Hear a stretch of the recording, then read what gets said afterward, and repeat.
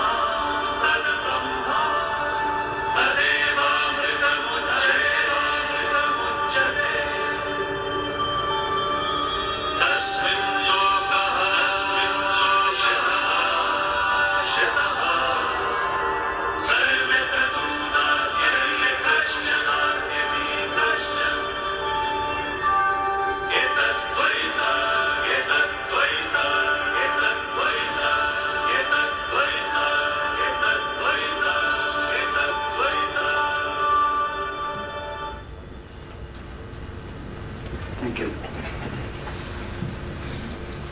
For those who may not be aware of, for the last 3 months, every third Saturday we are doing some special program on behalf of Committee for the Members in the Industry. So first we started off with a program on 4 CFOs sharing about the future of the accounting profession. So in the month of August, then we had in the month of September in continuity of that. So a couple of technologies we thought will have a pairing according to them, which is blockchain and artificial intelligence. So last month we had a program on blockchain and artificial intelligence. So one of the points to discuss about how robotics will have an impact, and today we have a program on robotics, how robots do have an impact on automation and other things.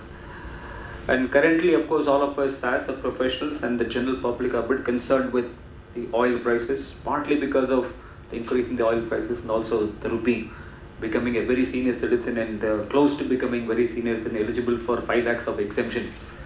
So therefore, we thought we should definitely have some program on this. In fact, last time when this program was there, somebody from Hyderabad who said he was come here for something else, just barged in and shouted at me and Dunga Chand, who is the chairman of the Committee of Members in the Industry, but he's not able to sit in the chair because he's standing the elections. He can't sit as a part of moral code. So he was fighting with this. Why in Chennai alone you are doing such a different programs? It's not that. We'll definitely will just try to extend this to other places also, subject to the feasibility of it. But I think definitely I must thank all of you for being a fair attendance for the last 2 programs, which enabled us to just come back and have one more program like this. At the end of the day, any good program for a different, I won't say all programs are good programs. So different programs can be organized only based on the number of people attending. At the last 2 times it was really exceptional good, despite the fact we are closing in the due date for filing and other things. I think I'm sure that there's a fair bit of people have joined today. I take this opportunity to thank the 2 gentlemen who have an extremely busy schedule. So I've come here. So thank you very much, sir, for both of you. I know pretty well how tight your position is. To just before we welcome them with a shawl, I just would like Mahadevan and Prabhu have coordinated in this program. So let me request Mahadevan to introduce the 2 speakers and then we'll welcome them with a shawl.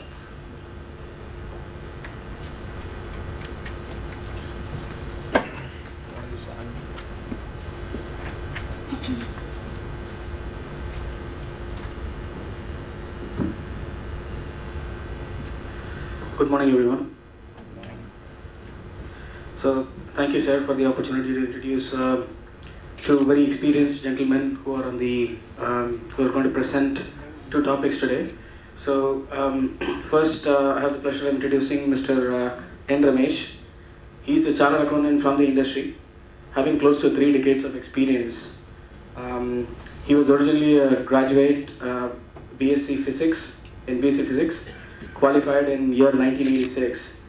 He started his career with Sanmar Group and spent about 5 years before moving to Hyundai in 1998. So he's been in various roles, including heading internal audit, costing, business analysis, you name it, the entire portfolio of the finance domain. He is currently the Vice President of Finance. He is, over his 2 decades of career in Hyundai, has done many things, including implementing the ERP called SAP, and also adopting IFRS.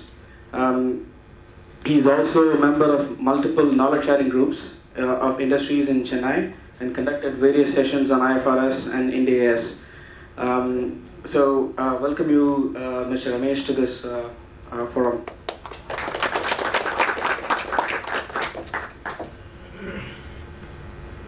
Just going to take a second to get Graham's profile. So Mr. Graham Creasy, he is living in Chennai. He is an expat, of Ford, working out of the Chennai office of Global Business Services Center.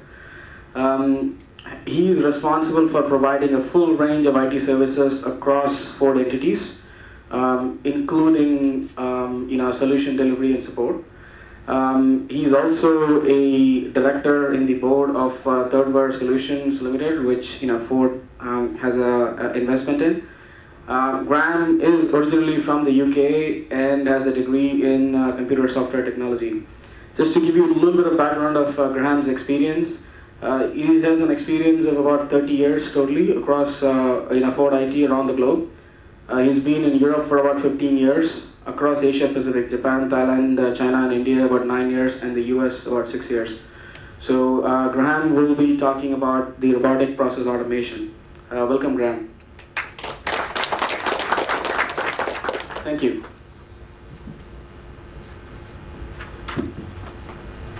So the best way to honor the 2 gentlemen that dies and the best way to honor the 2 gentlemen who are behind this organizing. So I thought I can just request Mahadevan to give a shawl to Rameshji and Prabhu to Graham.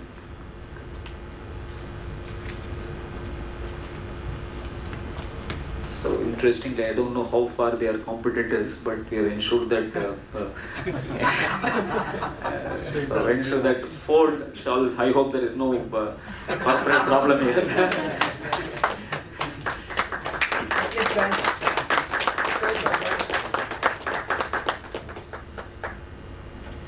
So you can come this side. Just see the face. Sir, please. You can come this side. You come in the center. Yeah. For a photograph.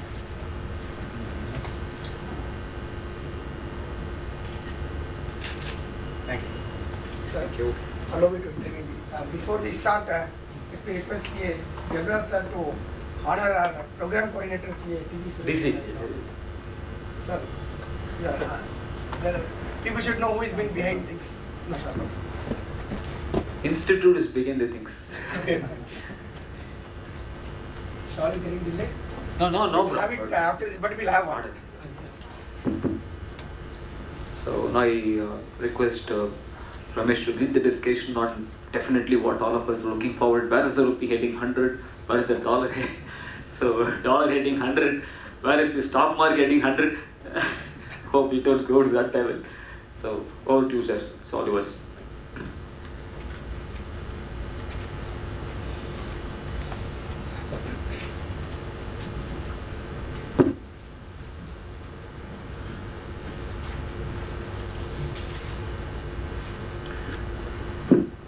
Good morning to all of you. I should thank Mr. Suresh and Mr. Jain for inviting me to this August gathering, and I thank SIRC for inviting me also. Economics is a very difficult subject. Actually, you can interpret the same data in many ways, not one, not two, more than anything else. So,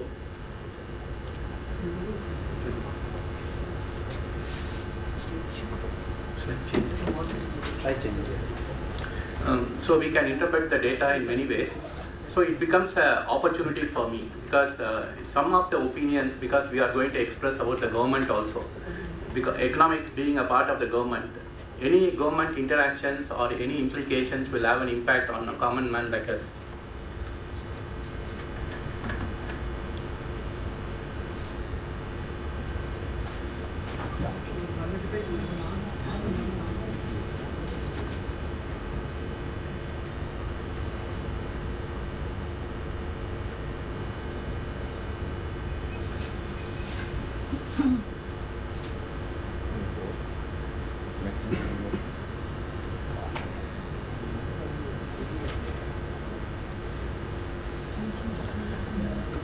Okay. So any government interactions or interventions will have a huge implications on the common man. So let us see what has happened during the last few months. If you take out the newspapers every day, you will find that many of the newses are mostly bad news, especially about the economy. Either there is a fiscal deficit or a current account deficit or the rupee, whether it is going to touch 100, what is going to happen to stock market, what is going to happen to oil. So these are all the major problems which we face today. We will understand now what is the role of government and what is the implications for us in these areas. So the major point is we have the growth, one side of the growth. The growth is affected by many areas like trade and fiscal balance, inflation, and the trade wars which is happening between China and the US, and investor sentiments in the emerging markets. So these are how these are going to affect us is going to be a bigger problem. In what is happening to growth, because India, we have to understand, is a consuming country. We don't have to depend upon others to have a growth. All the things which are produced here can be consumed by us. Maybe the cars, most of the cars which we produce are being consumed in India. So we need not have to be export dependent, but the CAD is going to have an impact on the total scenario. Similarly, whatever the government policies, like a fiscal deficit or fiscal balances, if you see in the last 5 years, especially this government, there has been many major landmarks policy decisions which has been taken. The main being demonetization, GST, and the insolvency and bankruptcy law. Demonetization, most of us know what is the impact. We need not have to go into this as a thing, but it had an impact on GDP for the last few quarters. After the demonetization effect wore off, we have a GST. GST in the world, they say that it takes 2 to 3 years to settle. We are not sure whether it has still settled or not as far as India is concerned. Many of the policy decisions are still evolving, and we are not sure how it is going to impact our economy, but the collections has been good. One side, we have settled on the collections, but we have not settled on the policy or the procedures, the decisions given by AIR, the decisions given by other officers, which are in contraventions of the act also are happening. So still we have a long way to go. Third is the insolvency and bankruptcy law. The insolvency and bankruptcy law has given two things. One, it has resolved many of the cases, or some cases are being in the process of resolution, but most of the cases are getting resolved. But there is also another positive impact of the insolvency law. Many of the promoters feel that they are having a fear, saying that going to the insolvency board itself is creating a problem for them. So slowly they are trying to settle the NPAs which they are having. So the banks are happy with the insolvency law. So the insolvency law also had an impact. GST has a greater impact. Demonetization has a greater impact. These are all positive. Maybe GST is now having a positive impact. Demonetization, the finance minister says that it has increased the number of taxpayers in this country and increased the direct tax collections also. And in insolvency law is having a favorable impact.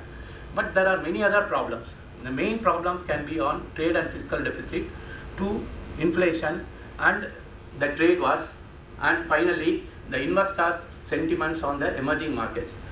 The trade and fiscal balance is a very complicated, because as I said, we don't have a large dependence on exports. Our exports are around $30 billion every month, which is very small when compared to our neighbors like China or other countries, South Korea or other countries. But this has an impact because our imports are also larger. But if you see the composition, the major imports for India has been oil and gold. So to understand the fiscal deficit or the CAD, we have to understand what is the role crude is playing, and this crude is also having an impact on rupee. So it is so intertwined that we cannot miss one for the other.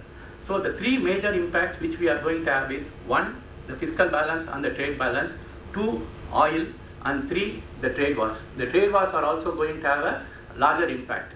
So first let us see what is happening on the trade. Trade is, as I said, we have $30 billion of exports and $45 billion of imports. Out of this, only $28 to $29 of imports comes from non-oil, non-gold imports, which is this year, this month in September, it has been mainly telecom equipments or import of capital goods.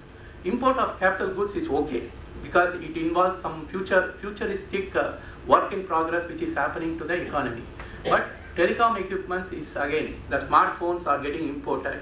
So the government's idea of Make in India, it is having some impact but not a larger impact because many of the smartphones are still being imported into the country and being sold.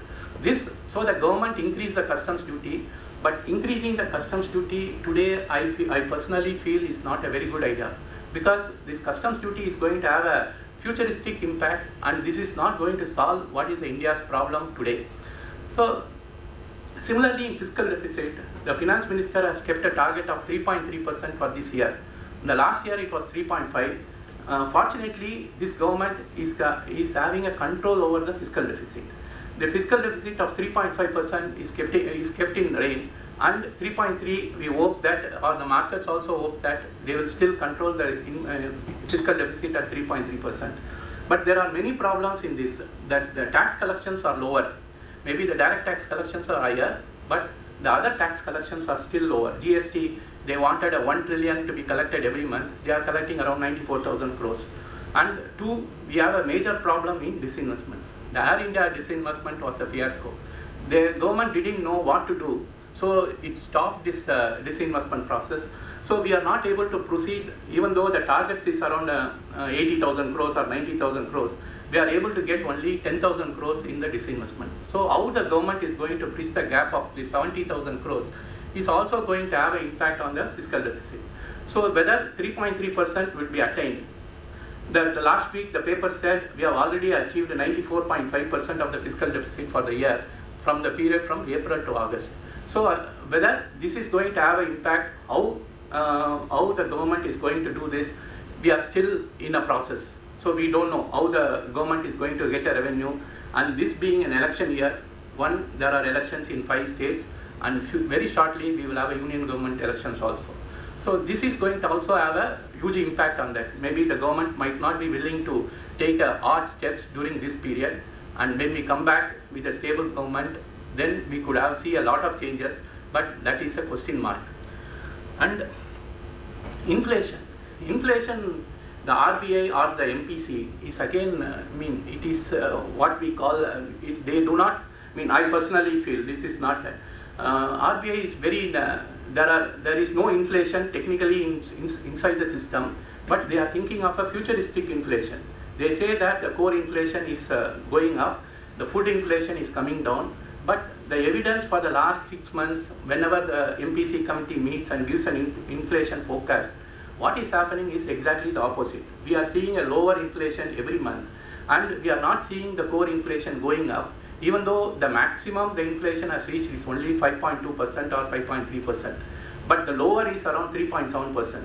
Originally, RBI had a target of 4 plus or minus 2%. Now today, Patel says that no, I will have only 4% as a target. So it is becoming like a corporate KPI. So I want 4%, so I will attain 4% irrespective of what is happening. So RBI is distancing himself from the growth or from the other areas, whether I is bothered about rupee or it is bothered about growth. They are not telling that in a very explicit way that I am bothered about growth. So they went on increasing the interest rates. The interest rates, except for the last MPC committee, where they felt that the inflation is not as to their expected levels, and they stopped increasing the interest rate. Yesterday they told that we are in a tightening process, but not so much. They are not sure whether they will increase the interest rate. They are not sure whether they will decrease the interest rate. So the experts are confused. Today the situation is. So we have to be very careful to predict about the interest rate, what is going to happen in a futuristic way. Second point in the RBI is the handling of rupee. They say that we don't want a sudden depreciation. They want a slow softening depreciation. But the differential interest between US and India, the rupee is always going to depreciate. So we have to understand, especially the importers, we have to understand that rupee is going to be a depreciating currency and we have to be ready for that.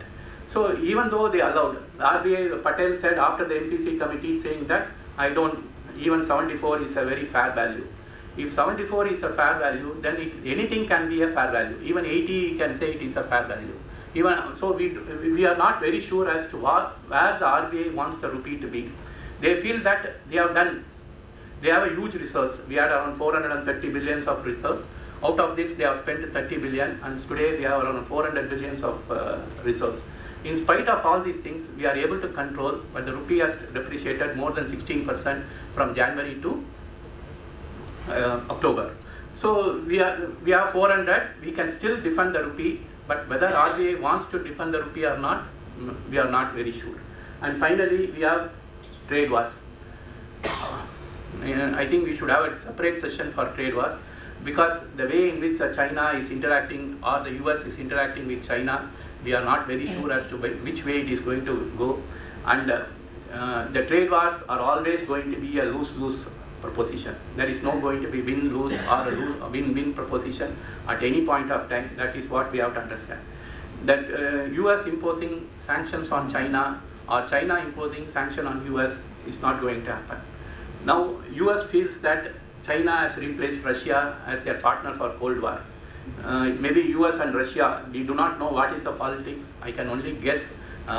Maybe Putin is supporting President Trump for any of his efforts. So some obscure newspaper says that even they are helping hand in making the oil price go up so that Russia comes out of the problem. So there are many conspiracy theories. Let us not go into those. But still, what we ultimately find that is oil is increasing, and the two countries which are benefiting out of those was Saudi Arabia and Russia. So China is the person which is going to be affected with the sanctions on Iran, which is going to take place from November 4th. We do not know as to what is going to happen to oil, whether Iran will continue the sanctions or US will somewhat relax the sanctions. We do not know. So we will wait for those things to happen. And there are many other global events, so which has an impact. Brexit. I think our friend can tell much about what is happening in Britain, but whatever news comes out of Britain is very disappointing. They said 2 years back they will complete everything by now, but not even a single step. One step has been taken forward to achieve that. May is having a problem within our own party. We do not know what is the outcome of those, whether May will continue to be a prime minister. And the last week, the meeting in Brussels, Merkel and the France president, they were supposed to have a midnight session up to midnight, but unfortunately the whole meeting ended in 15 minutes. So they went for a coffee and a beer. So virtually the Brexit is becoming a comedy for us. Maybe they are suffering, GBP is suffering, but for an outsider who is looking into some sort of a turmoil, Brexit still continues to be a bigger problem. Maybe we'll go inside each slide. I mean, whatever I spoke, it is still there. The GDP growth is again, we have a good growth during the last quarter, and I will propose some theories which I do not know because it has been my personal. I have been working in Treasury for a very long time, so for the last 20 years what is happening, I can just tell you. Let us see whether the theory holds good. If any of you has opposite views, please feel free to tell. But only thing is, we will have a disagreement. We will agree to disagree. That's all. So we have a good growth. Manufacturing has been excellent. Service sector has been excellent. Manufacture is contributed. Real estate is, they say, started picking up. This time also the corporate profits have been good. Many of the companies have started showing good results, and service sector has started coming up after the GST blues. They don't know, instead of filing one return, they are going to file 26 or 30 returns. I don't know what is the impact the service sector is having on the GDP. And private consumption, especially the last quarter, automobile sector has done good. Maybe this is a seasonal industry. This July and August has been slightly bad, but that is go up by 80 basis points.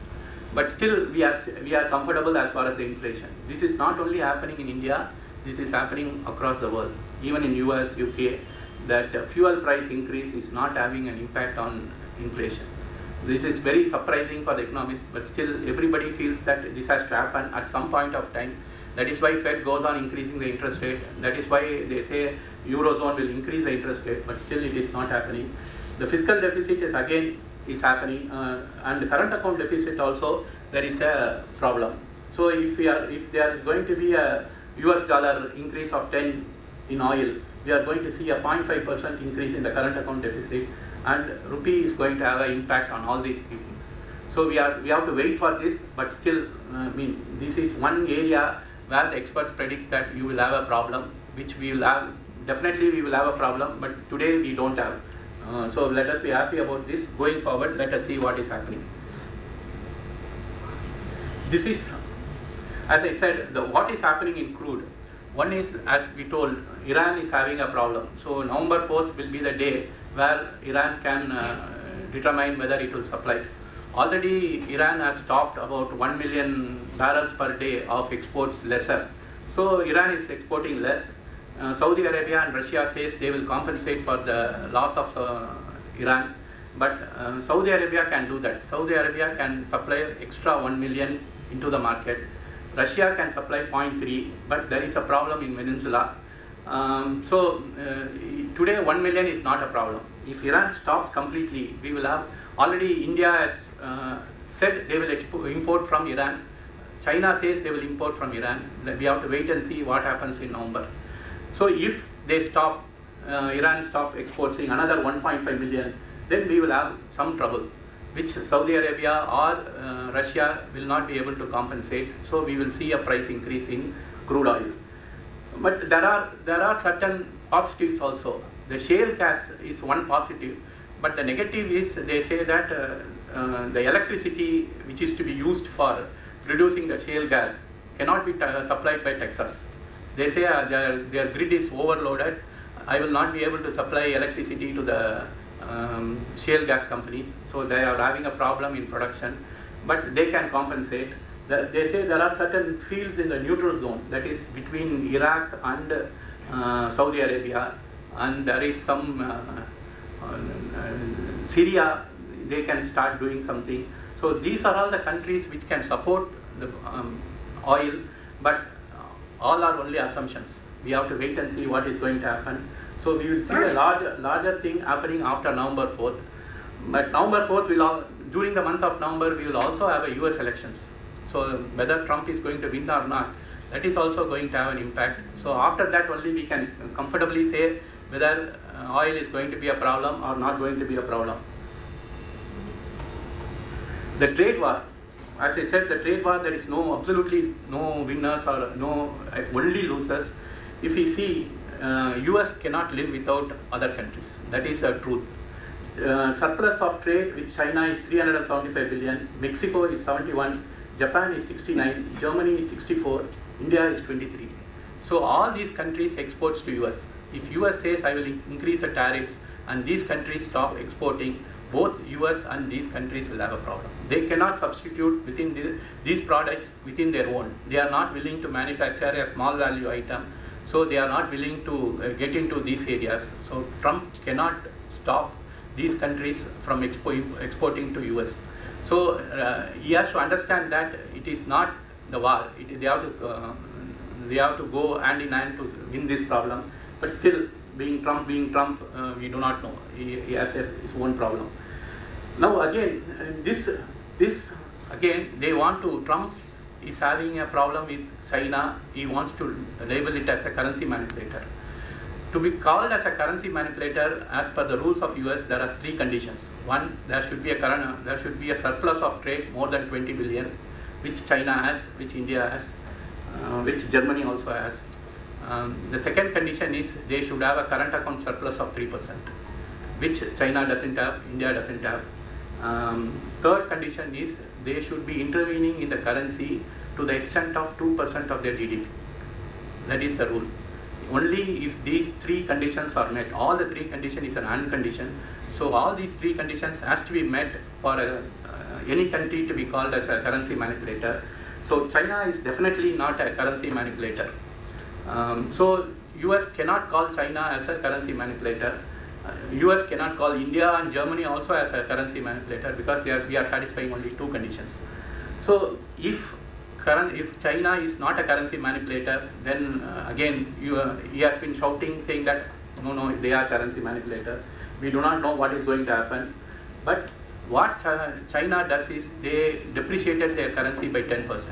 When they increased the tariff by 10%, China depreciated the currency by 10% so that it has a neutral effect. So the increase in tariff didn't affect the Chinese companies to a larger extent, but still that is having in the exports from China to US has decreased, and their growth for the last quarter has decreased. Day before yesterday they gave out their GDP figures, which they said the risks are increasing. Now these are all the areas which we didn't touch the rupee so far, because this is as far as the Indian economy is concerned. Now if we go to rupee, then we will see what is happening in other countries. US, as we spoke, US has a problem. Fed, it is just like our RBI, they have a fixed KPI. They said, I want to increase interest rate. I don't care what is happening to the economy. I don't care what is happening to any other country. I will do things are fine, but there was one problem, saying that the yield curve became slightly inverted, not inverted, it becomes the small 2-year paper and the 30-year paper, the difference was only 0.2%, which they said it is very bad. They said the US will go into a recession. So the Fed asked all its governor to speak on one day, saying that you speak and increase the interest rate. They spoke and said that we are going to increase the interest rate 5 times during the next 2 years. So please. So the interest rate went up, and as again Trump intervened and said Fed is crazy. So market tanked. Now they do not know what is going to happen. So that is as far as the US is concerned. They have a midterm election again, which is question mark. Other countries, Brexit, again we spoke, let us not again, Eurozone is a problem, except Germany. Germany wants to be in Eurozone because they want to keep their currency as weaker. If DM has been there, it would have been the strongest currency. Since there is no DM, we have Euro, they want to keep it weak.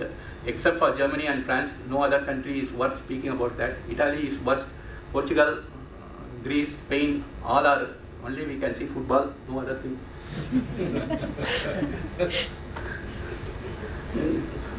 So Turkey, better, let us not speak.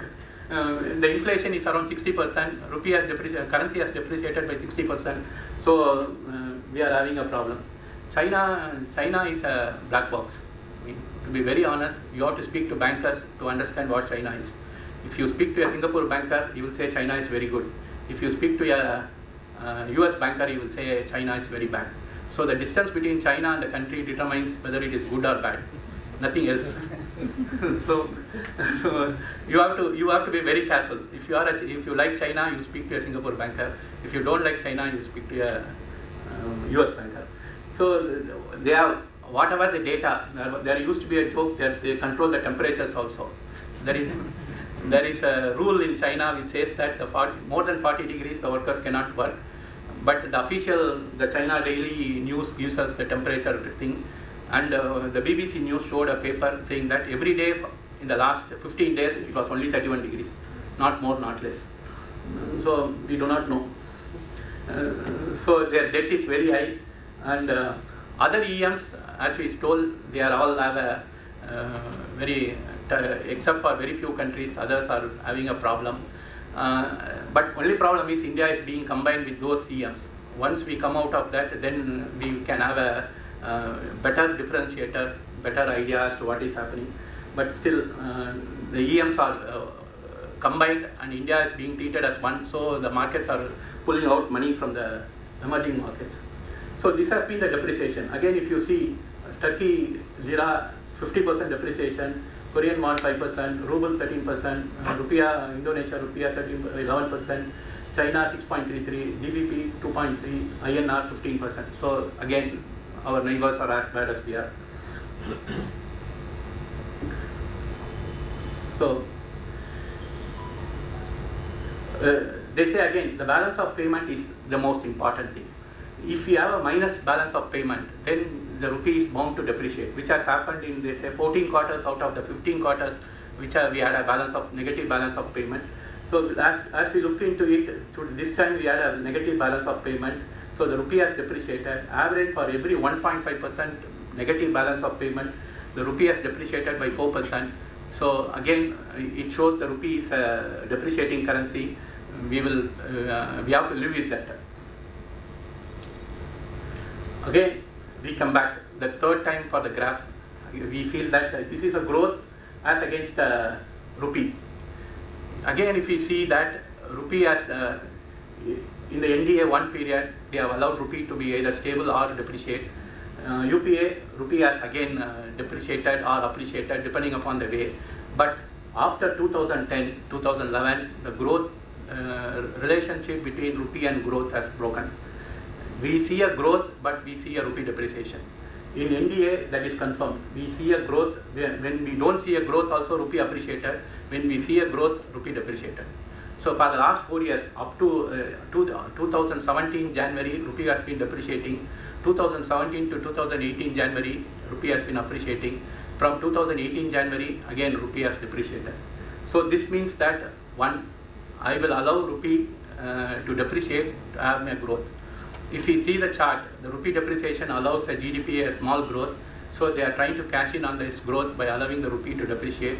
So you might not see a major intervention. When RBI comes out and says that I don't bother about the rupee, or for me inflation is more important, this clearly shows that they are considering inflation as important, and rupee depreciation is not a major worry for this government. So we can see a rupee depreciate. If there is a natural depreciation, they will allow the rupee to depreciate. So we can see up to 74, 75 also, in case there is international problems, but they will allow the rupee to depreciate slowly and steadily in case if there is a volatility. Otherwise, rupee will be in a range bound if other things, trade war or oil does not increase. So these are all the things which the government has done. They have relaxed the mandatory hedging. They have reduced the tenor of external commercial borrowings. Software agents that either run on a desktop or which run on a remote machine, and they can perform a set of rule-based activities. In fact, the same kind of activities that a person might do when they're performing their normal role. So some of the examples of some of the tools that are out there: UiPath, Automation Anywhere, Blue Prism. They're the 3 tools that I know have topped the Forrester Wave rankings for the last couple of years, but there's plenty more beside that as well. So what does one of these typical business processes look like? Well, let's take an example of a dealer invoice query. So how would you normally do that if you're the person doing that job? Well, you go to your email box, you would pull down the latest invoice query from a dealer, you get the invoice details out of that email, you then have to query the appropriate internal systems, so you log on there, you go and look up the information. Depending on the status of the invoice that you pull back from the internal system, you craft an email back to the dealer, and then you send that out, and then you may have to record a log somewhere to say I've completed that action. So in a typical process, probably happens hundreds of times in a day. Maybe if you've got a big company, you might have many people doing that same task. So it's a process. When you strip that process back, it's a process that's very workflow centric. You do this and then you do that. It's a process that's very rule-based. Depending on the information that you pull out of that internal system, it's going to tell you what you need to put in the email back to the dealer. And it's certainly a process that's going to be very repetitive. You're going to do that multiple times during a typical working day. So particularly here in India, where we've got a number of global capability centers that are set up providing shared services to multiple entities across the globe. Now, you find a lot of these rule-based repetitive processes in operation within those GCCs. So if you can break that process down into a number of discrete steps, and if each of those steps can be triggered by a particular event, and if the required action that you need to take can be determined using a rule, then why do you require a human to operate that process? Using these tools, you can actually have that as a candidate for automation. So just as we did with software testing 4 or 5 years ago, we're now at a stage with RPA tools where we can actually start to develop scripts to perform those same repetitive rule-based tasks. And of course the script has a big advantage that can, first of all, it can operate far faster than a person can do. So those hundreds of things that you have to do during a day, you can now do them far quicker. But also, of course, the script never gets tired. So if it's a process that needs to run 24 hours a day, 7 days a week, you haven't got to worry about feeding the script. It just sits there and runs happily and operates in a far more repeatable mode than you'd get if a person was doing that same role. We can also take advantage of that speed of execution to improve internal controls. So while a person doing that role may only have time to check information against 1 or 2 data sources, because the script is operating so much faster, we've actually got the ability to query many other data sources as well. So the quality of the response that you provide, the quality of the output can actually improve because you've got the ability to do more of these checks as you go through the process. So as we talked to our different business teams within Ford, we discovered many opportunities where we could start to apply these automation tools. And it wasn't tens of opportunities, it wasn't even hundreds of opportunities, it was actually thousands of opportunities that we found. So fast forward a year, and we're now well on that automation journey. We're using these RPA tools. We've got hundreds of people now trained across the company, not just here in India. They're trained in the tools. It's not a whole army of IT people that are trained in those tools, it's actually the business teams themselves that we've been able to train. It turns out that writing these scripts is not actually that challenging, and the most important knowledge you need to have is the knowledge of the business process itself. So some of the things that we've discovered on that journey, first of all, you've got to be able to get a good understanding, of course, what the underlying business process is in the first place. So you do need the ability to think about a process logically and then break it down into a number of discrete steps. You also need to understand what's triggering each of those steps to occur. We also found out quickly that our internal control policies needed to change. So a lot of those policies have been set up in a world that's very much centered around the concept of a living and breathing individual. And many of our policies around separation of duties or access controls are all written from the point of view of an individual person. So at the point that you've got actually a bot interacting with the system instead of a person, you've got to take a look at your internal control policies, and you've got to be prepared to change those as required to deal with this new world. And then the third thing we learned, as I said, was that this stuff's actually pretty easy to pick up. So we started off providing classroom training. We quickly found that actually that wasn't even necessary. You could do a lot of this using online training. So we were very quickly able to expand beyond India and start training people in the other regions as well. And if you think about the opportunities that you've got within a global capability center here in India and the type of process you've got and the advantage you can get, the cost advantage you can get through automation, of course you can actually get an even bigger cost advantage if you actually automate a source.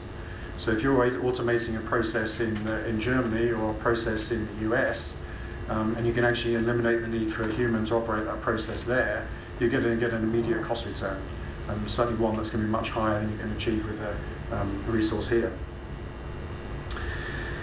So that was the kind of next wave of automation. And I say we're well on that journey right now, but in many ways what we're doing today is still very clunky. So these robotic process automation bots are really only doing the same things that the human used to do. So instead of a person pressing the button, the bot's pressing the button. Instead of the person moving the mouse pointer to this particular field, the bot's doing that.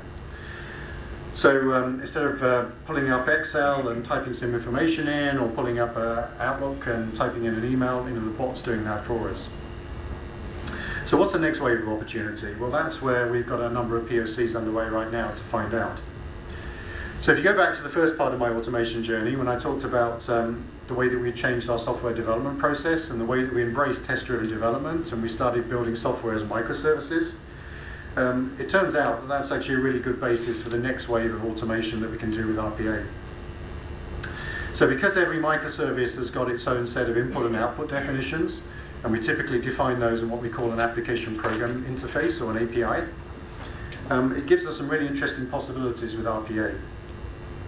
So instead of the bot emulating the things that the human does, What if the bot could actually bypass the user interface completely? It didn't need to use the same clunky screens that we've given the human. We can actually get straight down into the microservices themselves that encapsulate the functionality of the system.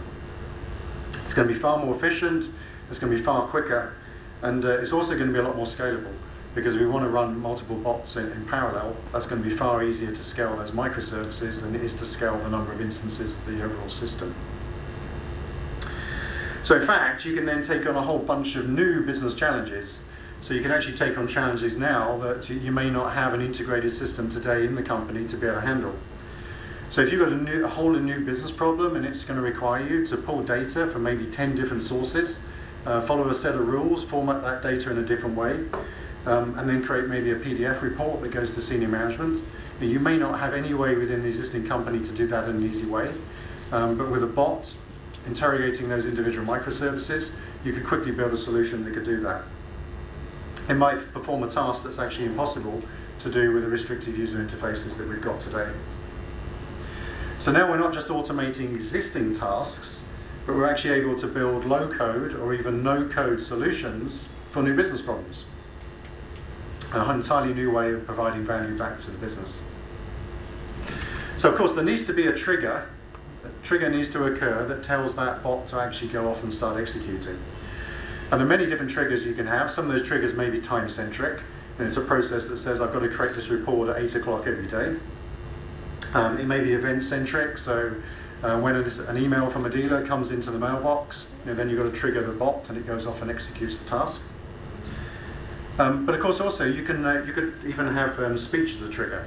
So another POC that we're running is looking at a speech service. There's plenty around again. Something like Amazon Alexa Business Services, a great example. And you can use the speech recognition services there to create that trigger to then trigger that automated task. So let's say I want to book a conference room for 10 people for 9 o'clock next Tuesday morning. Why can't I just state my requirement and then the bot comes in, uses that as the trigger, and then it goes off and performs that task. And the bot's then going to go into whatever systems it needs to retrieve the availability of the meeting rooms, it's going to make the booking, and then it can come back to me and again use speech to tell me that it's done. And that whole process end to end, fully automated, might only take a couple of seconds for it to complete all that task done. It's pretty easy. So that in that case, again, this is where it challenges our internal controls. The bot's not only executing the task, when it actually initiated the trigger, it used the voice recognition and it figured out it was actually me that was making that request. So that whole challenge of access controls and how we typically solve it when you're logging onto the system, we're now providing a step up there and again relying on technology to actually solve authentication as well. Two other POCs that we're running right now around optical character recognition and machine learning. And it turns out that those two processes actually often go together. So there are many processes today, a lot of those in finance and purchasing in particular, where the information that we receive in printed format or sometimes even in written format. And as I've learned from my first year in India, it's even more prevalent here in India. You actually have a lot of processes that I've seen automated in some other parts of the world that are still relying on a lot of paper form filling here in India. So the normal solution is you employ someone who takes all those forms, they go through them, they transcribe that information into a system, and then when you've got a digital copy, then the rest of the process can work pretty much like it would work in other parts of the world. But thanks again to no small part to the advances that we've seen in our cell phone software, there's a lot of capabilities now that we've got around optical character recognition that can make that whole process a lot easier, and certainly a lot easier than it was 5 years ago. So in machine learning, where you can apply that is if you can train those character recognition services by providing them lots and lots of examples of the type of input that they're going to have, and then train them in the type of output that you expect to see, then the internal algorithm, that software is going to improve, and its ability to detect the characters and interpret them the right way is also going to improve dramatically. So we're seeing that with the latest OCR software and the latest machine learning capabilities that are built into that, we can now get success rates on optical character recognition in well in excess of 90%, which is actually better than most humans can perform themselves. So that's, again, something that's given us the next set of opportunities that we can go after. And that's certainly, again, another example of where the performance of a bot doing this work can actually be better than a human doing that work. And certainly, when you look at doing that work 24/7, it can be a huge leap forwards. So automation using bots comes in lots of different ways. I talked about how we've done that in the software industry and testing. Talk you through a little bit what's going on now and what we're doing with RPA internally and the sort of opportunities we're finding. But it's also can start to impact every part of your life as well. So if you've got an Amazon Echo system at home, you can actually already set up an automated bot easily on that. It doesn't require you to write any code. You set up what you call an Alexa routine. So when you say a command, it's going to actually execute each action in that routine, and then it's going to complete a predefined task. Now, what's really interesting with some of these home devices is that you're not constrained to doing things just with software. These devices can actually operate physical things as well. So you've obviously heard about the Internet of Things and the ability to connect devices to the internet. Once that device is internet connected, then we've got the ability to control it using software. So walk through your door and say, Alexa, I'm home, and that Alexa routine could welcome you. It could also turn on your lights, it can start your coffee machine, it could play your favorite music, it could trigger a whole bunch of discrete events just by executing that whole routine, and you haven't needed to do anything yourself. It's behind the scenes, it's just a bot, and that bot's following a workflow. It's got a set of predefined tasks, and setting one of these up is super easy. You haven't got to write any code. Amazon provide all the capabilities, and any one of us can go and easily set one up today that can accomplish one of those simple tasks. Now, the ability to interact with physical devices opens up some really other interesting possibilities. So here's an example from a company in the US. They were struggling with an age-old problem. They had the problem of how do you get every employee in the company to submit their timesheet on time at the end of the week. So their solution to this, and it used a combination of a bot and an internet-connected device, is they brought in a fridge. And in that fridge, they put some beer. And on the fridge, they put an IoT-connected magnet. So what happens now is that if everyone submits their timesheet to the internal timesheet system by 4 p.m. on a Friday, then the bot recognizes that. It sends a command to the service that controls the magnet. It unlocks the magnet on the fridge, and everyone can get a cold beer. Result of that, 100% success rate every Friday on getting your timesheets in on time.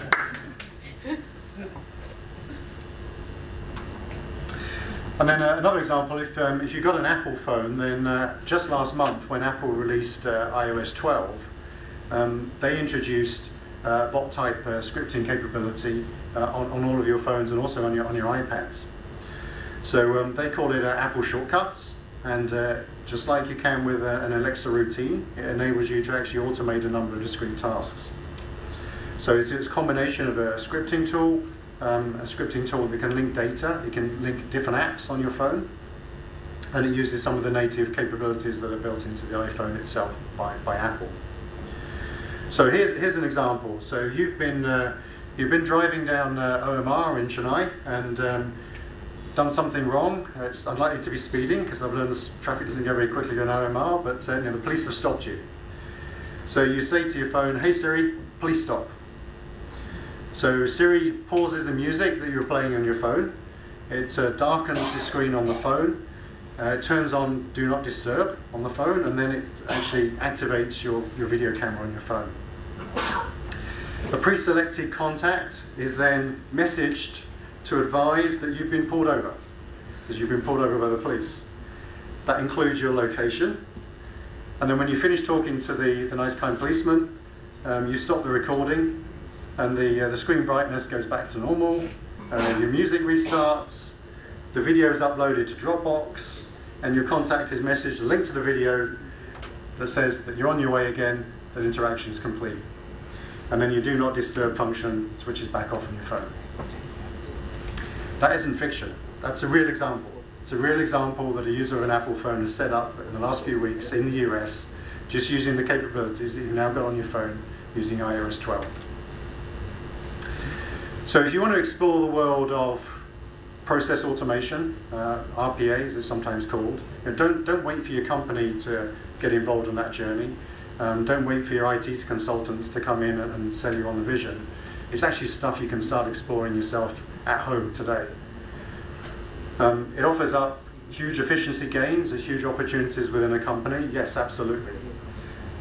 Is it beneficial in taking a lot of lower value, less interesting work away? Yeah, absolutely. But whether it's by installing an Amazon device at your home or using your Apple phone, and just get out there and give it a try. Automation, it's going to transform our lives over the next few years. It's going to increasingly impact different aspects of our lives. And for many of us, the way that we get things done today, those ways are going to start to disappear. Bots are going to start to take those tasks on for us, freeing us up to do the things that we value the most. Whether it be working on high value things or becoming more productive, or whether that be spending more time with our families and with our children and our loved ones. So I, for one, am very excited about the opportunities that are coming up. So I've been living this journey now for about 6 years, and it never fails to amaze me on the next set of opportunities that emerge. But it's actually a journey that we can all go on, and we'll all have to go on because it's going to start to become more and more pervasive. So I, for one, am very excited about the future. I hope you are too. And please, get in there, try these things out, get your Alexa device, get your phone out, start exploring RPA, and see what it can do for you. Thank you.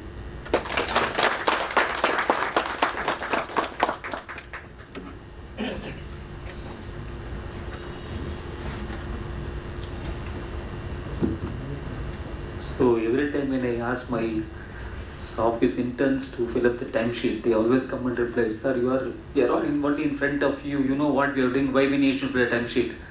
I think Krim has given us some opportunity to really get 100%. So one question, I do not know, just taking cue from one of the films. How do you think, is it really only a fantasy where a robot eating thing, or is it real? Is that possibility, do you see? Because in one of the films taken in Tamil, Right. it will start loving, and they were all saying, "Do it," and all. Yeah. Is that is really far off, or do you think it's a real imagination of a I director? think we're finding with machine learning, you can't really predict what's going to happen. So, a lot of time when you've got an AI routine built in, it's going to learn from a number of different use cases, and it's going to come to its own conclusions. In fact, we were talking over breakfast about one of those examples that we're already running into with the autonomous vehicle. That's another example of a challenging situation where Maha was telling us an example where the vehicle is in a situation where it's going to crash, and you've got to make the decision about what it's going to hit. Now, we may have programmed some rules into the vehicle that says, given this situation, this is what it should do. But increasingly, you're going to see a machine learning module built into the vehicle, and it's going to have decided for itself what to do. Well, then, how do you handle that situation? So I think, some of these are more challenging situations. So whether it's a robot falling in love or a car about to crash, we're going to have to figure out how we deal with those situations. I just wanted to ensure that we start off our Q&A session. So anybody who would like to have a lot of people. So, both of them are very good friends of mine, both Param and Prashant. So you're just giving the opportunity to my oldest friend. So, yes, sir, you can go. Parmeshji. Yeah. Mr. Ramesh, you are projecting some GDP charts under NDA 1, UPA 1, 2, and then NDA, present NDA. There was some change in the methodology of reporting the GDP. If you remember, there was a lot of controversy. I was just wondering if your charts had No, it has been adjusted for the Yes, it has been adjusted for the revised GDP series after this. Okay. So all these are comparable, you're saying, sir? Yes, The whole series the numbers are old series and the new series are comparable. I have a question from Mr. Graham. You're talking about automation and robotics. A lot of it has happened. What you're throwing light is something which is really fantastic, and it's going to be the future. Because what has happened till now has mostly happened in manufacturing, in process, where you have these robots which are executing predefined tasks. I was wanting to know from you, what do you perceive as threats to that from things like say 3D printing, how is that going to interface with what the robots are presently doing in manufacturing automation? Yeah, I mean, we're doing a lot, as being part of an automotive company, we've got a lot of use of techniques like 3D printing as well. I mean, that's also been transformative in terms of the whole product design process and the ability to produce prototypes. I think one of the most transformational things is just how easy some of these technologies are to produce results. So whether it be the work that we can do using process automation bots or techniques like 3D printing, you've got the ability to take an idea or a concept and quickly turn something around that can prove whether your original hypothesis was correct or not, or to produce something you can show to someone to get feedback. You can cut those cycles right down. Will they make robots redundant? Is what in a futuristic? I think that, I mean, there's going to be some roles that we still need humans to do. There's going to be plenty of roles that we need robots for, and those robots, sometimes are physical robots, sometimes they're going to be software robots. That's the reality. What we're going to figure out is how we coexist these different capabilities in the right way, and you said take on some of those the right mix. The right mix, and take on some of those social challenges that's going to come as we coexist. Thank you. Thank you. My question to Mr. Graham. Hi. I've got 3 questions to you. One is on the general perception about robotics and process automation is about job loss. So in your example, the automated testing process, immediately my mind went into what happened to those testers. So if people were chucked out of their jobs, that's question number 1. So how do you deal with job loss, and how do you upgrade? What's the gap between the skill development that is needed and the rate at which it's happening? That's question 1. Question 2, what happened to the legal issues in all these robotic processes? For example, there's the voice recognition technique, response system. Yep. You may just imagine me and my friend are talking about going on a trip to Goa, and this over here and books my ticket on the flight, and I get into a legal tangle. My bank account is debited. The laws in India or laws across the world are growing as fast as the robotics is. This is question 2. Question 3, in a lighter vein, I think all innovation, including robotics, is a result of laziness. Having seen a lot of Hollywood movies, do you actually think a human-robot conflict is really there now or in the future? Okay, all right, very good questions. All right, so I'll take them one around job loss. So you're right, the software development process might be a good place to start, because we did have this army of people that had a job designation as tester. The type of testing they did was actually quite specialized sometimes. So we even had people that were called unit testers. Someone might be an integration tester, you might have a load and performance tester. So within that actual job family itself, you had a number of different areas of specialism. So what we found is we started to automate those former tasks and take away the need for that role completely.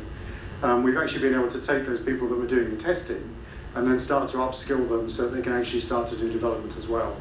So in the new ways that we're building software, where we're writing the tests and then we're writing the code, what we're now calling that is a software engineer, and a software engineer needs to be equally competent at both of those disciplines. Now, taking someone who's had a career in testing and then upskilling them so that they can then be able to write the code to pass the tests actually turned out to actually be not that challenging.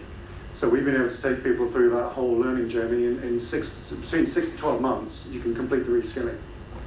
So if I look in the organization today, many of the people that were doing the testing 3 or 4 years ago, they're still there in the organization, but what they're doing now is they're now software engineers and they're actually writing software. And in terms of what that's able to do for the business, obviously that's much more valuable, because we can then deal with those business requirements far faster using that skilled workforce. So I think what I'm seeing is that as these automation tools come in, yes, some of the lower value work goes away, but it doesn't mean that the individual needs to go away. You can actually move that individual onto higher value work, and if you need to reskill them, you can take on that challenge as well. In terms of legal issues, absolutely agree with you, and the whole space has got to evolve as well. I mean, we're seeing every week a whole litany of new issues come out, whether it be cyber security breaches with social media networks, Facebook and WhatsApp have obviously been in the news a lot the last few weeks, and the whole question around privacy comes up again and again. So with your example where you're booking your vacation to Goa, what is it what information are you giving out when you choose to make have that personal discussion? And then as companies, what is it that ethically we can do using that information? And there's certainly, again, Facebook has been in the news a lot recently on this one as well, because they brought out a competitor to the Amazon Echo devices, and had to admit the other day that device was actually sitting there in your room listening to everything that you were saying, and then it was using what it had learned from interpreting your what you were saying within your house to actually target different advertising to you. So that's something that a user of those devices may have been completely unaware of, and you've got to question ethically whether that's the right thing to do. So I think the technology companies are challenging a lot of the laws and processes that we've got today, and we've got to see how society adapts to that as we go through the next few years as well. My view is that the laws are not becoming as agile and faster as the robotics is. It's kind of, it's kind of slow. Yeah, I agree. Yeah, absolutely. And we found the same internally as well. Your internal control processes don't change as much as the technology changes either. And then laziness, human interactions. I think, again, this is where longer term, it's going to be interesting to see what happens as you bring in AI and machine learning, because I think what we're doing today in automation is very much the first step. We're taking tasks that we either realise we don't need to do or we don't want to do, and finding a way to automate it. But as we start to build machine learning capabilities in, and these software robots start to learn their own algorithm and create their own ways of doing things, that's going to be both interesting and scary at the same time to see what results. So I think this whole space of human-robot interaction is going to be very, very challenging, but very exciting one to come. Thank you. 3 questions to Mr. Ramesh, like that 3. First question. 20 years back, a lot of articles appeared in advanced countries that inflation is the concomitant of growth. They are inseparable. It is inevitable. And why should we talk about inflation without growth when inflation is a concomitant of growth? Many economists have agreed long back, and many articles appeared not now, long back. First question. Second question is, what is use of talking about growth? This question I put to Stiglitz when he came to Madras, and Stiglitz also partially agreed. There is no point in talking about growth. And Indian finance minister saying growth is the growth. What growth? There is no electricity in Odisha, many people say. Lot of complaints in India, poverty, hunger, ye hai, wo hai. So many things are there. Why do you talk about growth? Third question. How do you solve the problem of oil crisis? America has solved by having the reserves under the ground. Bush refused to open the ground even when the crisis came. He refused. So that is one aspect of solving the problem. Second is, we had lot of money reserves cushion for stemming this price rise long back, which P. Chidambaram destroyed. He gave back all those amounts for repaying the foreign debt, and therefore this oil crisis has come due to P. Chidambaram himself. That is another story. Point is, do you want that money reserves should be kept up to see the price differential, to ward off the price differential, or oil and petrol reserves to be kept like USA? Or what is your solution for stemming the price rise in oil and petrol? First, let us talk about inflation. As you rightly said, it has been a very long time whether inflation is really there or it is to be a major concern to be addressed. It has been there, but the solution has never been found. If you look at it from 2000 or before that, there was an article in Economist saying that inflation is dead, long live inflation. That was the title of the article. But looking back now, still there are many countries, maybe up to a few years back India also, when you see the major concern for a senior citizen or other person is what do you do with their money. Today you are not able to buy a thing which was next year, because your saving interest is much lower than your inflation what was happening. So what will you do with your money, whether you want to spend today or you want to spend tomorrow? Japan has a reverse problem. They were able to spend because the prices are lower next year. So they say I will spend next year, so there is no spending, so there is no growth, the interest rates are low. Whereas Zimbabwe, every day the inflation goes up to 100% or 600%. So whatever it is, you cannot wish away inflation. We can talk about all inflation being a non-starter. There is no inflation. In US, there has been no inflation. In Europe, there has been no inflation. But in other countries, developing economies, there has been inflation. And inflation is killing certain economies, like Zimbabwe, Turkey, Argentina. These countries are facing a lot of problems because of inflation. So we cannot wish. That is the first point. So once you cannot wish, you have to do something. That becomes our problem. What we are going to do about it? Whether we are going to worry about inflation or we are going to worry about other things. We have something to worry about. So RBI says, I will worry about inflation. So that is the first point. The moment we acknowledge that there is a problem, that problem cannot be wished away. Either it is going to rear its head at today or some point of time. Then we have to worry about those problems. That is, growth is a consequences of that. That is what we are saying. Again, as you rightly said, what is growth? Whether giving electricity to Odisha or spending man to moon, which you want to consider as a growth will be considered as a growth. That is what people's aspiration becomes different. That is why economics is becoming a thriving subject because the people wants are different. The wants becomes our. So some person consider electricity as a growth. Some person consider going to moon is a growth. Why Musk is that? Because he says I will send a person to the moon, space. So that becomes their destination for them. So either growth or inflation, you have to attack one of those. Which you want most? Whether you want a price stability or a growth.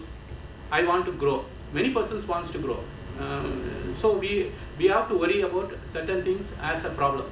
Even though we might not agree on the long run. So like I said, what is 7.5% and whether 8.2% growth is there? We have never seen growth. All things remains the same. The prices are increasing. In that, whatever way you see the problem remains. There is no, we have not found any solution to any problems. But there is a statistical data which says that India has grown by 8%, US has gone by 4.2%. So we have to attach some importance to those numbers. So whether we are attaching the importance to inflation or we are attaching the importance to the growth is what we have to decide. Now RBI says I will attach importance to the inflation. Government says I will attach importance to the growth. So that is where the conflict comes. So whichever way you want to treat it, that is, it becomes a philosophy rather than an economic subject. So we have to live with this.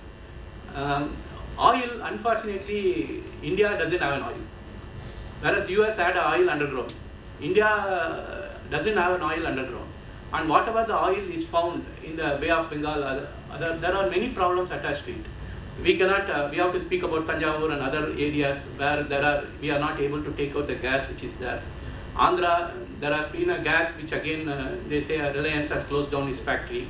So there are many things which is happening for oil.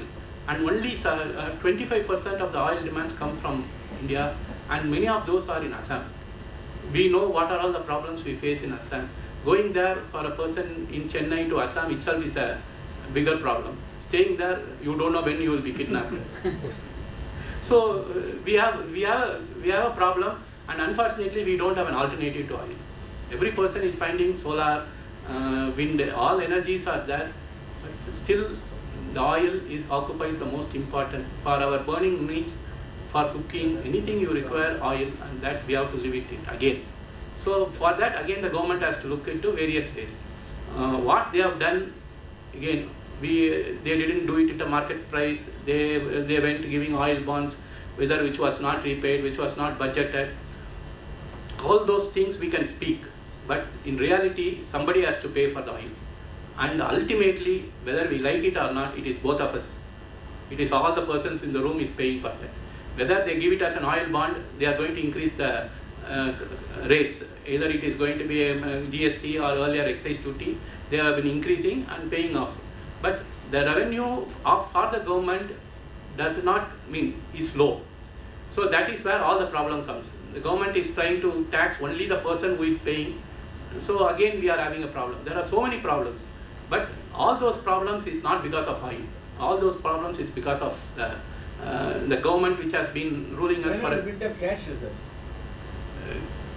Where is the cash going to come from? Find out. That is where the chartered accountants must be brought. There are many people sir, in I India. fully agree with you. There but are many people in India who can bring cash. You see, Ramadas has been giving a budget blueprint for Tamil Nadu government to raise cash. Nobody hears him. Nobody hears. They don't want intelligent people. What will you do? You see that? we have to live with it, sir. We voted for them. So we have to exactly. We have to find the cash, and there is no way. And today there is nobody willing to find the cash. So that is why your taxes are high. That is why we are paying a 28% to 50% as taxes. Your income tax is high. So again, the consequences of not finding it, we have to. Somebody else has to pay the price. I have not answered your questions, but still, this is the best answer I can give. The finance advisor of P. Chidambaram was sacked. He got the best post in London as the finance secretary. In London especially, USA I can get, but London nobody gets. He got. So that is how India is. Question from Mr. Graham. Two questions I have. One is on for micro processes and then through the UAT on the microprocessors through automated systems. So, I mean, my doubt is actually twofold here. So, one is generally the users do the user acceptance test, not the testers. That's basically I'm asking this question from my work environment. So, because later on users can say that testers have done it. So, I mean, I'm not sure how they do it. So, when you're automating the testing process, unless the production process is automated, automating the testing alone would not make the testing environment equal to the production environment. So how do you cannot upgrade only the testing environment and leave the production environment, without developing it. So how do you strike that balance? That's one question. The second one is on speech recognition. When you book an Uber, generally elated customers will say, excellent service, I waited for 10 minutes. So what the system does is captures the keyword of excellent service and then responds to the question. Not mindful of the remaining part of the question. So how many, how does the balance work here? Okay, all right, a couple of good questions there. So microservices, yeah, you're absolutely right. There's a lot of, if the change you made to the system is something that's going to impact the user experience, particularly the user interface, then there is no automated substitute for many of those changes than getting end users involved. There are tools out there that will help you with that UI testing, but of course the nature of the UI change may be so large that it actually impacts the experience that you're providing to your customer. So you'll absolutely need to get whether it's an internal team or increasingly it's an internal team and some external customers will come in and validate that change. The advantage of microservices, though, because those microservices are set up with an application program interface, a defined interface, there are a lot of changes that can occur behind the scenes. And if those changes don't actually impact that API, it may be completely transparent to the user interface itself. So we've seen that internally, as if we start to structure our systems this way, that there's an awful lot of testing that we can do internally, because it may be, for example, it may be load and performance related. And that's stuff that we don't need to go back to the end customer to get the validation. We can actually prove that out using software and analytics to prove that it's actually meeting the right requirements. But if we're doing something that's going to change the user experience, yeah, absolutely, we'll get people to actually check that as meeting the needs of the customer.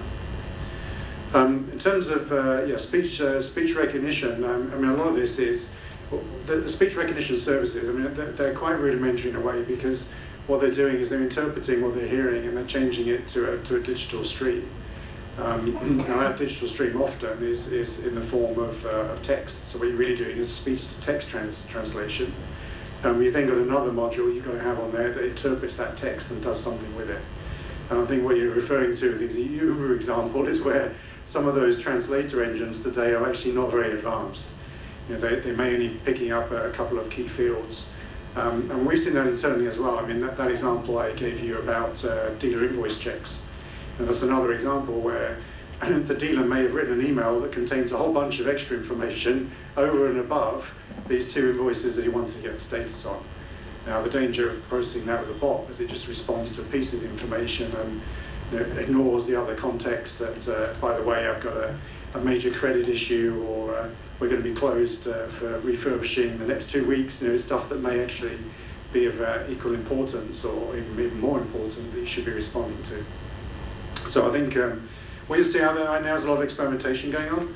What you see today is these voice recognition services are kind of the first attempt. You'll see new services coming along all the time. Google just announced last week with their Pixel phones that they're going to start providing a call screening process. So if a number calls your phone and that number's never called you in the past and it's not one of your contacts, you won't need to respond to that call. Google will actually have a bot that responds using speech to the call. It will ask for some basic information, who are you, why are you calling, and then it will decide whether it wants to route that call through to you or not. So again, very interesting, could save us a lot of time, could help us out, but slightly scary at the same time, and how well Google have built that algorithm. So yeah, certainly an interesting space. Potential business now. Yeah, could be. So if you're in the sales business, you probably don't want that feature switched on. Question to Mr. Ramesh. The government has increased import duty on certain items. It increases inflation. At the same time, it reduces oil prices. It decreases inflation. What is why there is a contradictory economic policy? If you raise the import duty, your imports comes down. That is what the idea behind what the government tells is the idea behind that. That will be your reaction. If the government says I am increasing the import duty to reduce my imports, then you will never see a rise in the inflation. You will see only a reduction in your CAD. You won't see. If the RBI says I am raising the interest rate to appreciate the rupee, then it will appreciate. If the last 2 times RBI never said that we will raise the interest rate because of rupee appreciation. They said we want to control the inflation, so that is why we are raising that. So you never saw an appreciation in rupee because RBI's intention is not there. So the intention of the government, what it conveys to the public, makes the results most of the times. This time the government said I want to reduce my imports, so I am reducing it. Whereas oil price increases, the government itself says my inflation will increase because of oil prices. So the oil prices increase. So mostly the government has to determine what action it expects from the public. That is what they will get most of the times. Only a very few times the persons go behind the mask of the government and understands that this is the problem. But many times it is what it is being told. I want CAD to come down, so CAD will come down. I want rupee to appreciate, rupee will appreciate. But last few times RBI never opened the mouth and said I am increasing the interest rate to appreciate the rupee. So rupee went on depreciating, they increased the interest rate, nothing happened. So that is a basic economics. Increase the interest rate, rupee has to appreciate, but it never happened. So it is mostly the intention many times. So we cannot stop that. It is the common public which makes the decision. Federal Reserve is increasing the rates, but why Trump is opposing it? Because they say the corporate profits is going to be hit after a certain period of time. Their interest rates are going too fast, too high. So they have reduced the income tax rate from 35% to 20%. Income tax rate, it doesn't really, because most of the profits for US companies comes out of US, not in from US, but outside US. Okay. So it doesn't really matter, and it is going to create their deficit to a larger extent. So there are many complications in US. Today the profits are good, economy is good, the growth is there. But going forward, many persons are worrying, or the persons have started worrying about the future. They say by 2020 US will hit a recession because the 5 times increase in interest rate is going to hit the corporate profit. So that is where the futuristic of US economy is doubt. So that is where we are getting into the problem. Once we are able to solve that, then you will see that Trump understands that, but he is not able to do because he is the person who is Fed chairman is appointed by him. So both of them are in sync. He wanted the interest rate to rise, so it rose. Now he says I don't want the interest rate to rise. So that is what it becomes the Fed KPI. They want 5 increases in the next 2 years. By 2020 they want it to be for 5 increases. But the market has started doubting it. We will see going forward, we will have a clarity.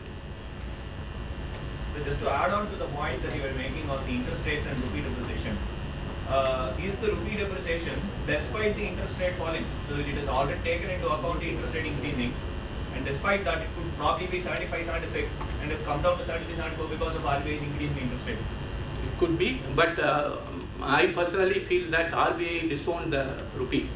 That is the more reason. He said, I won't defend the rupee. 74 is a fair value. So they thought it is like a fight. And the traders fighting against RBI. They felt that I can fight because RBI is going to defend the rupee. I will go on buying or selling in the way whatever I want. RBI said no. I took off the gloves. Said that I don't care. You do whatever you want. I will do whatever I want.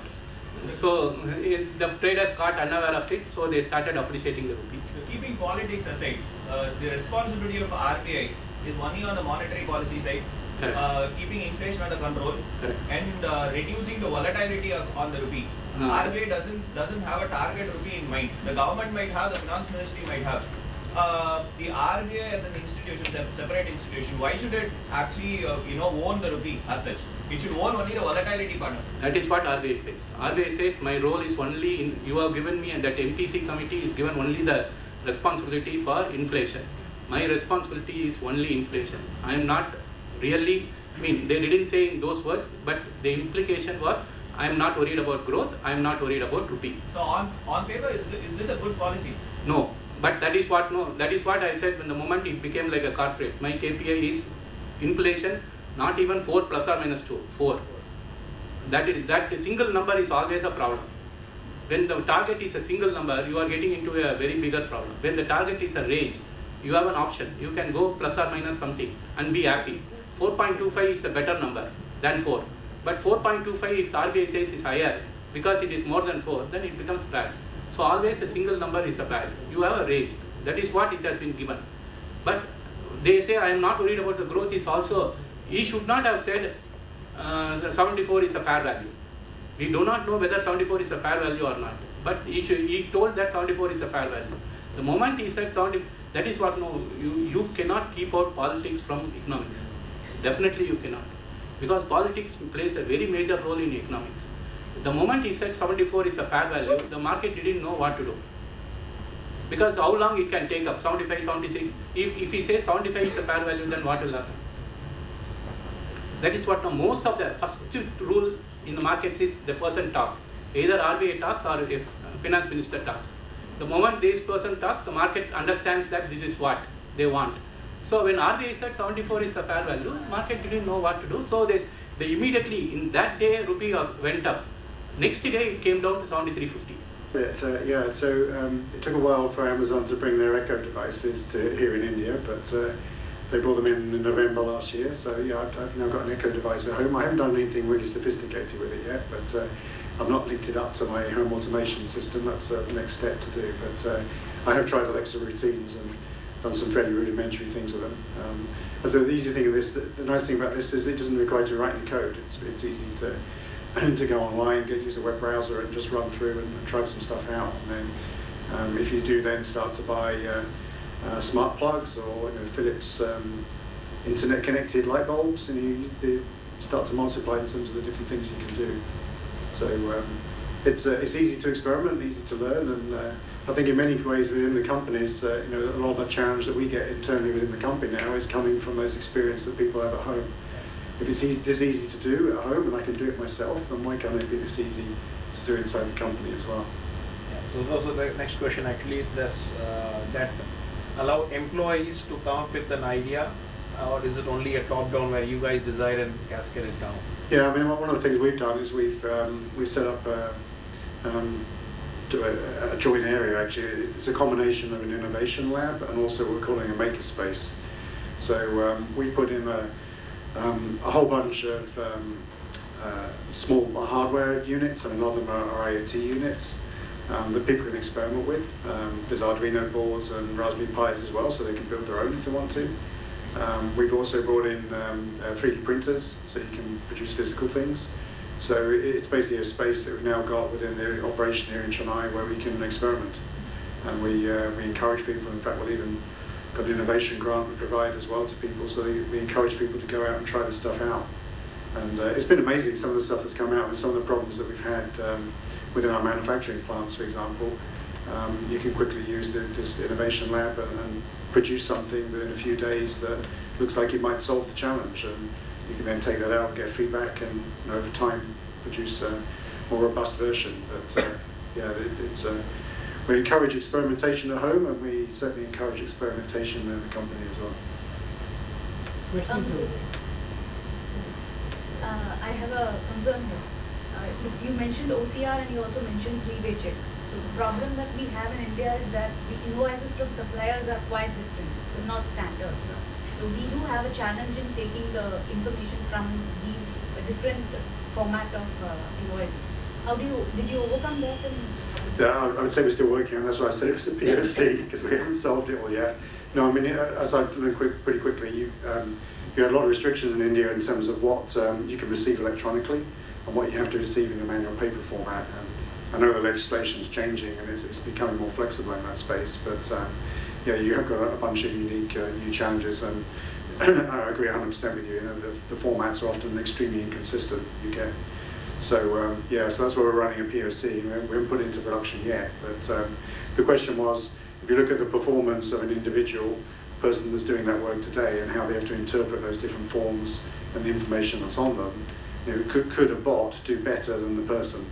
That's the kind of hypothesis we're tackling right now. So our POC is going to be able to prove that out.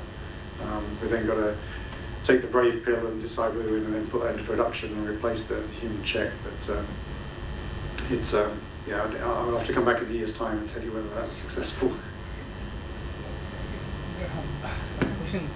It's on the as a common man, I see automation for a very long time. Say, for example, from the industrial side itself, like you can forward with automation with the line assembly line, and also from the work experience perspective, even email or SharePoint workflow.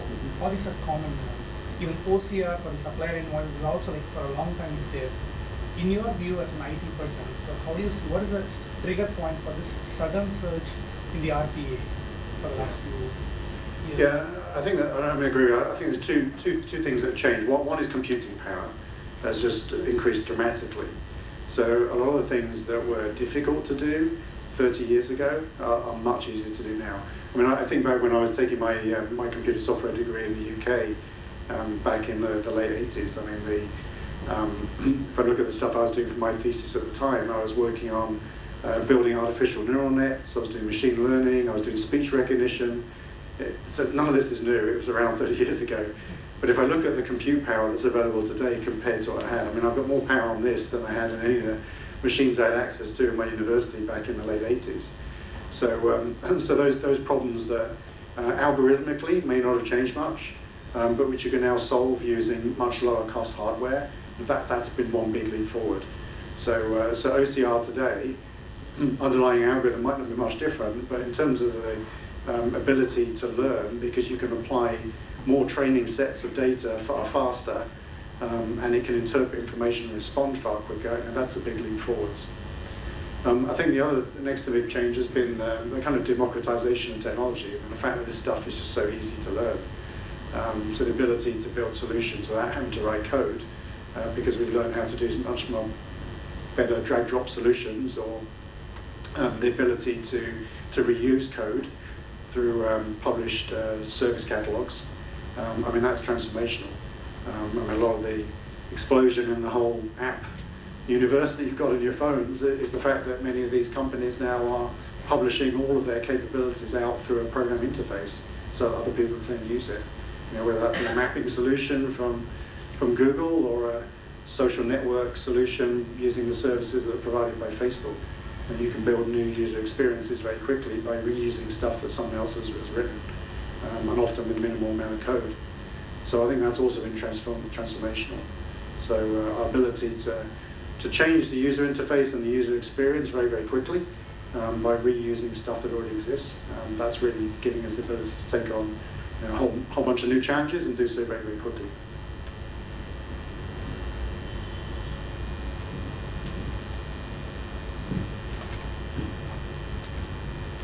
Just before we close, as far as Karthik, I think we make so much of fun of when mission makes a mistake, or even a small thing we talk about Uber and all. In fact, recently I was in Bangalore and Amritsar. The two human beings had the same problem. So I don't know Hindi, and he doesn't know Tamil. So therefore, it's, the way in which we all try to interpret. Actually, anybody who knows both the languages would have been funny. But only thing is that I think it's more we are accepting humor as a mistake. We want mission to be totally perfect, and that seems to be the problem. In my view, I think we have not learned much, but machine seems to be learning faster. As to answer this question, you said machine power has increased, our power has dimmed. That's one problem to test. In fact, we had a very interesting. Me and Prashant normally used to discuss poster class, and there was one class for marginal costing was almost for 4 or 5 days. One of the students came out and I asked him how was marginal costing. Is it very simple? He was replying, before start of the class he told marginal costing is very important, difficult and it is most easiest chapter. The only thing is that right through 5 classes, one term you are frequently using. That is the only term I'm not able to understand. And what is the term? Sir, he was saying PV ratio. So he says he's not able to understand 5 days PV ratio as master of marginal costing. So just imagine amount of face to face 4 days. This is the understanding we have. So therefore, I think we should give some time for the machine to really understand. If this is how the human are going to react, I think still machine performance seems to be much better. And one last question before I wind up. So I think it's going to be a slightly futuristic question to both the gentlemen.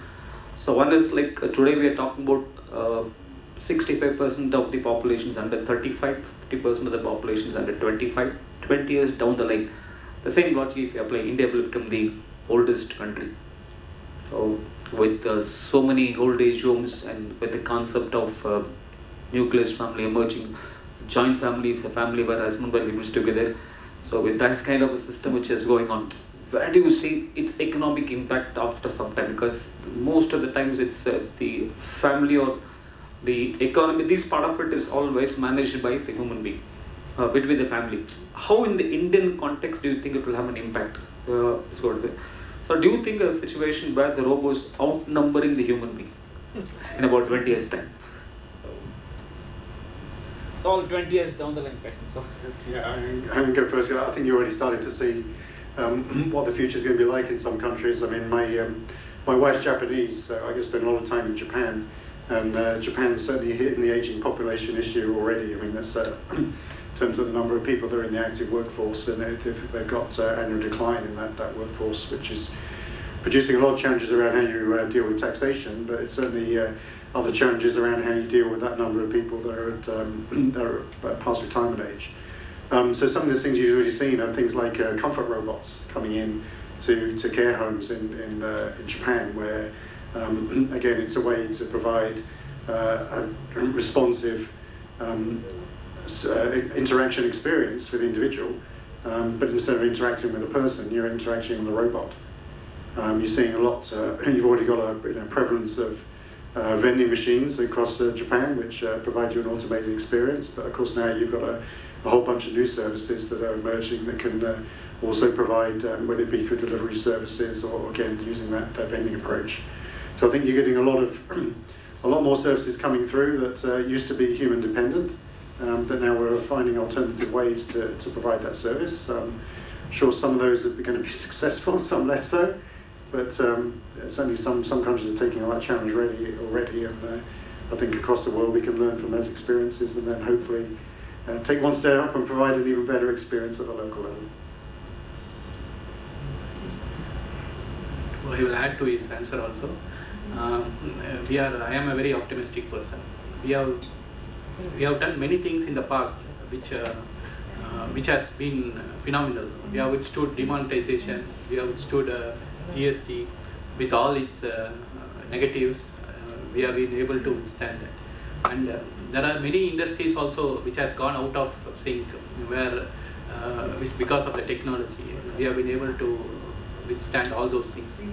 So this economy is a developing economy, and the people of India, I feel, as one of the greatest person who can withstand many of the shocks. The government is adding to our resilience, but still I feel that we are very strongest as far as the human being is concerned. So this also, the aging population also, we will child away, because as you rightly said, it is going to be a problem in future.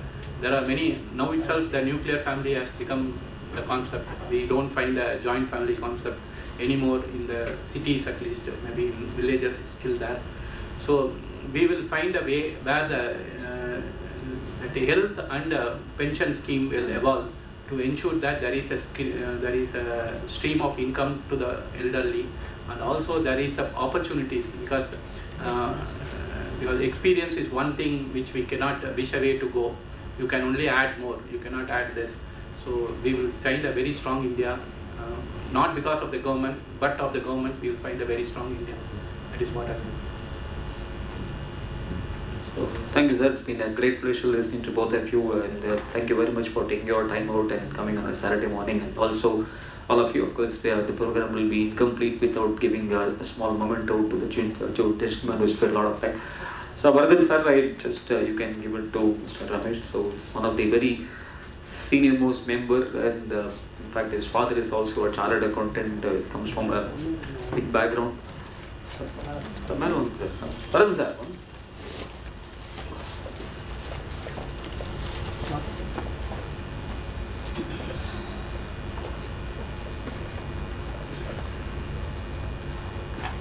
Please join me, please.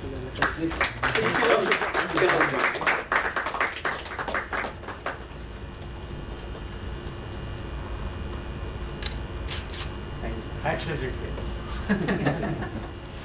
Thank you, sir. So, Parabhasha, so why don't you just come and give a memento to Graham? So, just gives me a great opportunity to meet my neighbor after a long time. So, because we are no longer neighbors. Good old friends. Hi.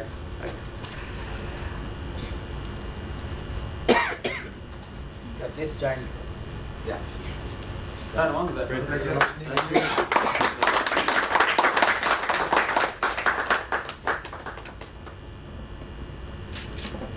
Thank you. Super. Thank you. Appreciate it. So we'll have another different program on 17th of November. So this is the 4th straight month we are doing. Surely we can definitely, one thing you can guarantee it will be another different. So do pass on this message to a lot of your friends. In fact, Rahman was extremely worried when he said the registration was only 12 and what we should do. Because he is very happy because of the fact, despite 1.5 years of GST, he is doing some GST 5, GST 7 as if you are Sunday Cody 2, Sunday Cody 3 type, like.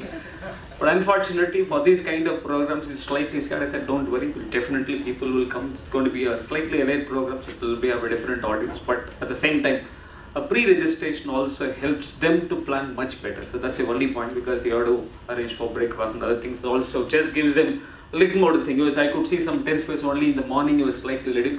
So I really thank the two institute support staff for doing some exceptional job, because these people are doing a lot of things big in the scene. Give them a big hand. So thank you very much to all. Once again, we'll meet you again on 17th November for another program like this. Thank you. Thanks very much. Thank you.